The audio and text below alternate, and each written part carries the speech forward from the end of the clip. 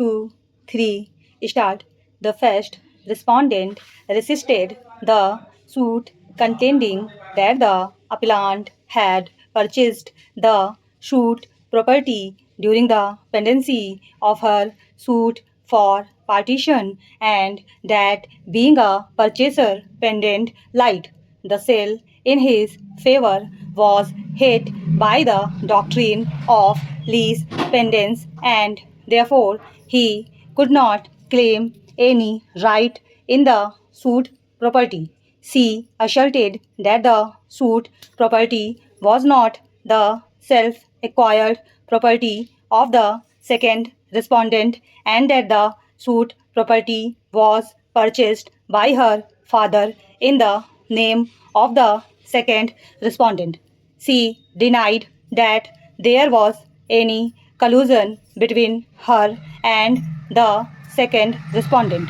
The second respondent did not contest the suit.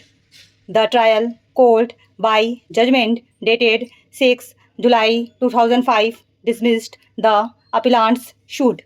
It held that the suit property was not the self-acquired property of second respondent, and that there was no collusion between first and second respondents, and that the appellant, having purchased the suit property under sale dated 11 April 1990 during the pendency of the suit for partition filed by the first respondent against the second respondent.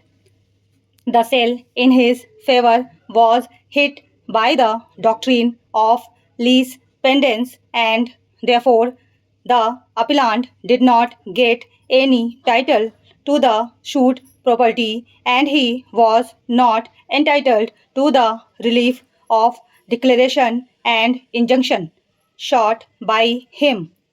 The appeal filed by the appellant was dismissed by the first appellate court by judgment and decree dated 26 March 2008.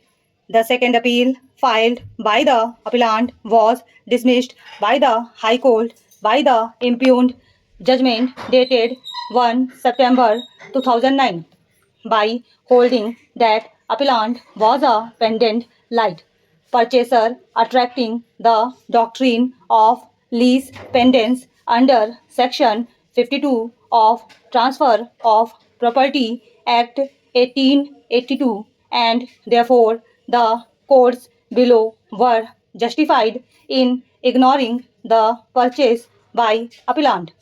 Feeling aggrieved, the appellant filed the present appeal.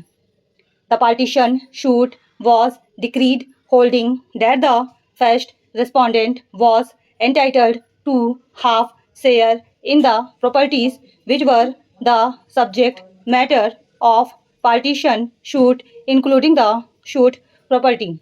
In the final decree proceedings, an equitable division was made accepting the report of the commissioner who had divided the suit property as per the sketch, resulting in approximately 3/4 of the suit property being allotted to the first respondent and only the remaining 1/4 of the suit property being allotted to the second respondent.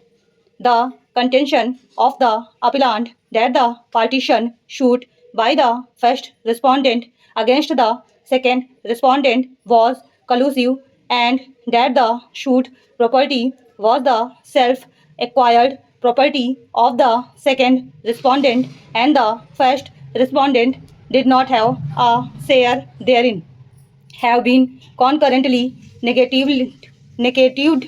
The alternative contention of the appellant that even if the first respondent had a half share therein, the division and allotment of the properties in the partition suit ought to have been made in a manner that the entire suit property was allotted to the share of second respondent to work out equities was also negatived by the courts below. Stop.